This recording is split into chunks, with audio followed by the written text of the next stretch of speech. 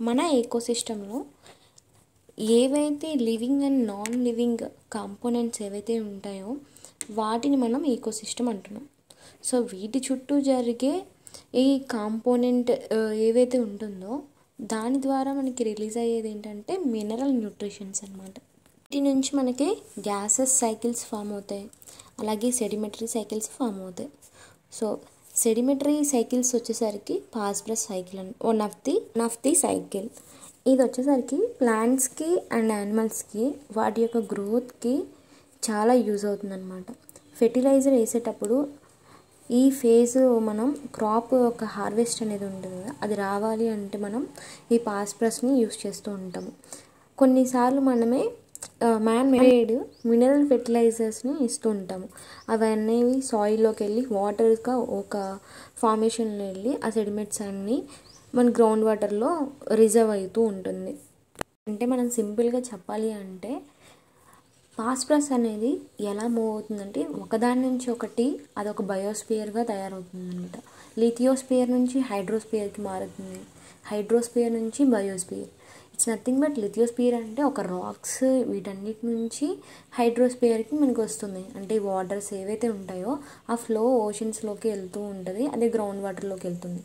దాని నుంచి మనకు ఒక బయోస్పియర్గా మారుతుంది. మొక్కలు పెరగడము ఇవన్నీ మారుతుంటాయి. ప్లాంట్స్ గ్రోత్కి మనకి ఫాస్ఫరస్ చాలా ఇంపార్టెంట్ అని చెప్పుకున్నాం కాబట్టి అది చాలా యూజ్ అవుతుంది.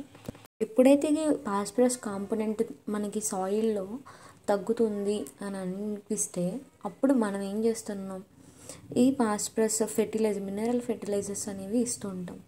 సో అవన్నీ మన సాయిల్లోకి వెళ్తూ ఉంటుంది, ఒకదాని నుంచి ఒకటికి చేంజ్ అవుతూ ఉంటుందన్నమాట.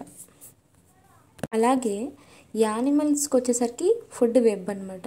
ఫుడ్ వెబ్ అంటే ఇప్పుడు మనకు ఒకే యానిమల్ ఒకే దాని మీద డిపెండ్ అవ్వదు కదా, డిఫరెంట్ వాటిల మీద డిపెండ్ అయ్యి ఉంటుంది. ఒక ఫ్రాగ్ ఉంది, గ్రాస్ హోపర్స్ మీద అవుతుంది, అలాగే క్యాటర్పిల్లర్ మీద కూడా అవుతుంది.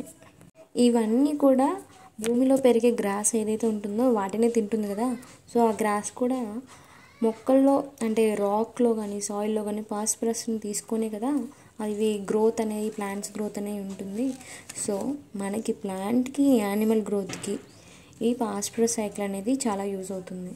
అండ్ అలాగే సల్ఫర్ సైకిల్ అనేది కూడా మనకి అట్మాస్ఫియర్లో ఉంటుంది, సాయిల్లోనూ ఉంటుంది. సో అట్మాస్ఫియర్కి వచ్చేసరికి సల్ఫర్ ఆక్సైడ్ అని, అండ్ సాయిల్లోకి వచ్చేసరికి ఇనార్గానిక్ సల్ఫర్ అని అంటాం. మనకి రాక్స్కి అలాగే వాటర్ వేస్ అంటే లిథియోస్పియర్కి హైడ్రోస్పియర్కి ఈ రెండింటికి మధ్యలో మనకి లివింగ్ సిస్టమ్ కూడా ఉంటుంది. ఆ లివింగ్ సిస్టమ్కి మధ్య కనెక్షన్ ఏదైతే జరుగుతుందో దాన్ని మనం సల్ఫర్ సైకిల్ అంటాం. ఇప్పుడు మనకు కొన్ని ఇండస్ట్రీస్ ఉంటాయి. సో ఇండస్ట్రీస్కి మనము బర్న్ చేసినప్పుడు ఫాసిల్స్ కానీ ఫ్యూయల్స్ కానీ వీటిని బర్న్ చేసినప్పుడు దాని నుంచి మనకి సల్ఫర్ డయాక్సైడ్ రిలీజ్ అవుతుంది. అలాగే మొక్కల నుంచి కూడా మనకి సల్ఫేట్ కూడా రిలీజ్ అవుతుంది. ఈ రెండు కలిపి మనకి యాసిడ్ రెయిన్గా ఫామ్ అవుతూ ఉంటుంది. అలాగే ఈ మొక్కల్లోనూ యానిమల్స్లోనూ రిలీజ్ అయ్యే డీకంపోజర్స్ ఏవైతే ఉంటాయో అవి సాయిల్లోకి వెళ్ళి మనకి ఇనార్గానిక్ సల్ఫర్గా ఫామ్ చేస్తూ ఉంటాయి. అలాగే మనకి సాయిల్లోనూ ఇంకా సెడిమెంట్లోనూ అంటే రాక్స్ వాటి ఉంటాయి కదా, వాటిల్లోంచి వచ్చే సెడిమెంట్స్ వాటిల్లోనూ మనకి సల్ఫేట్ ఉంటుంది. దీనివల్ల మనకి మెయిన్లీ యాసిడ్ రెయిన్ ఫామ్ అవుతుంది. అలాగే సాయిల్లో మనకి ఐరన్ సల్ఫైడ్స్ ఏవైతే దొరుకుతాయో సాయిల్ అండ్ సెడిమెంట్లో దొరుకుతుంటాయి. సో దీని ప్రాసెస్ని మనం సల్ఫర్ సైకిల్ అంటే